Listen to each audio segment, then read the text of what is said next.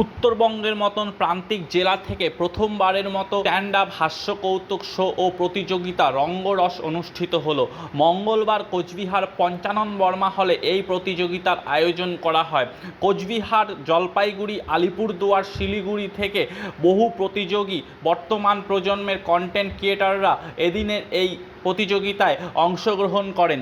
এদিনের এই প্রতিযোগিতায় সমসাময়িক রোস্ট, বর্তমান প্রজন্মের প্রতিযোগীদের হাসানোর ক্ষমতার উপরেই জোর দেওয়া হয়। 14 জন প্রতিযোগী এদিনের এই প্রতিযোগিতায় অংশ নেয় বলেই জানা গেছে।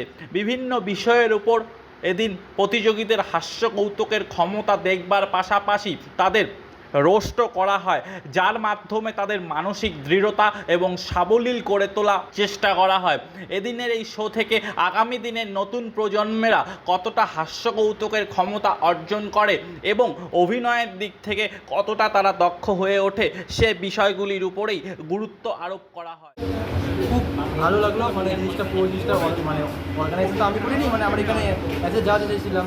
তো যতটা পেরেছি চেষ্টা করেছি, যতটা পেরেছি আমরা চেষ্টা করেছি জিনিসটা ভালো মতন করার, এবং অডিয়েন্সরা মজা পেয়েছে এখানে, এবং কন্টেস্টেন্টরা খুব মজা পেয়েছে। যতটা পারার আমরা এখানে কন্টেস্টেন্টের ওপর ফোকাস করেছি, যারা কন্টেস্টেন্টটা ভালো মতন করতে পারে। মানে এটা আমরা ইউটিউবেও ছাড়বো, পরবর্তীতে ইনস্টাগ্রামেও ছাড়বো। তো আমাদের মেন কখনো উদ্যোগ ছিল যে লাইভ অডিয়েন্স যারা আছে ওদের সাথে অডিয়েন্সকেও, যারা আছে ইউটিউবের অডিয়েন্সকে, ওদেরকেও দেখতে। তো আমরা আফটার লাইভ অডিয়েন্স প্লিজার তারপরে আমরা ইউটিউবের জন্য অনেকটা যতটা হয় করার চেষ্টা করেছি, এবং খুব সাকসেসফুলি জিনিসটা হয়েছে, এবং আমি খুবই হ্যাপি। চমক থাকবে, জাজেসে থাকবে, আরও অনেক কিছু থাকবে, এবং এর পরেরটা মেবি এটা ফ্রিতে করলাম, এর পরেরটাতে হয়তো কিছু রেজিস্ট্রেশন ফিস থাকতে পারে। আমি আগেই বলে দিলাম, কোনো সমস্যা হবে না, খুবই মিনিমাল রাখবো যাতে লোকেরা আসতে পারে, এবং ফিক্স যাতে অডিয়েন্স একদম পাই আমরা। ঠিক আছে রয়েছে সেইভাবে যদি বাড়ে সেক্ষেত্রে দেখা যাক, মানে আমি চেষ্টা করছি যদি কীভাবে ইউটিউবে ছাড়ি, সবসময় ছাড়ি, অডিয়েন্স রেসপন্স দেখি। অ্যান্ড আপাতত আমি তো খুবই আশাবাদী লোকেদের সাথে মজা আসছে, ইন্টারাকশন করে। অ্যান্ড যতটা হোক এরা আমাদের সবাই টাচে থাকবে। যখন পরবর্তীতে আরও এটাকে গ্রো করা যাবে কোনোখানে, তখন অবশ্যই এটাকে দেখা যাক কীভাবে না। Hi everyone, this is Aisha. I'm a student and also I'm a content creator. So এটা আমার first time stand up comedy ছিল। সো আমি রঙ্গরসে জাস্ট রিল আসে, রিলের মধ্যে ফিরে জাস্ট রূপদার ভিডিও দেখি। তো রূপদার ভিডিও থ্রু আমি জাস্ট দেখলাম রূপদা একটা শো করছে। তো ভাবলাম যে মানে কখনো ফ্যামিলির সাপোর্ট বা বাইরের কারো সাপোর্ট কখনো কীভাবে পাইনি। তো ভাবলাম যে কোথাও যখন সেই সাপোর্টটা পাইনি, তাহলে সব জায়গায় রোস্ট হচ্ছি, তাহলে এখানেও এসে অল্প সময় রোস্টই হলাম। তো তারপর প্ল্যান করলাম যে এখানে আসবো, রুদ্রের সাথে কথা বললাম, রুদ্র অনেকটা গাইড করলো। তো আবার আসলাম এখানে, যে পারফরমেন্স দিলাম।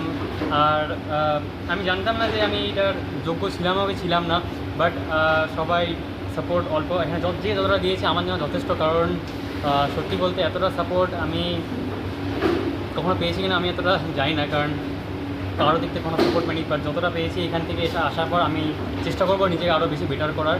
আর এই শোটা নট অনলি এক্সপিরিয়েন্স বানানোর জন্য, এখানে হচ্ছে নিজের ফেস গ্রো করা যায়। আর সাথে হচ্ছে এখানে শো যে হচ্ছে রূপদা অনেকটা কেটেছে। বাকি সিজন 2তে তোমরা সবাই আসার চেষ্টা করো, তোমরা এখানে সবাই একটা ভালো বেটার পারফরমেন্স দেওয়ার চেষ্টা করো। তুমি ফার্স্ট সেকেন্ড হলে ইট ডাজন্ট ম্যাটার এটা করে যে তুমি কী নিয়ে এসেছিলে আর কী নিয়ে যাচ্ছ। So thank you so much. এই প্রাইস আছে কাকে ডেডিকেট করবে মূলত?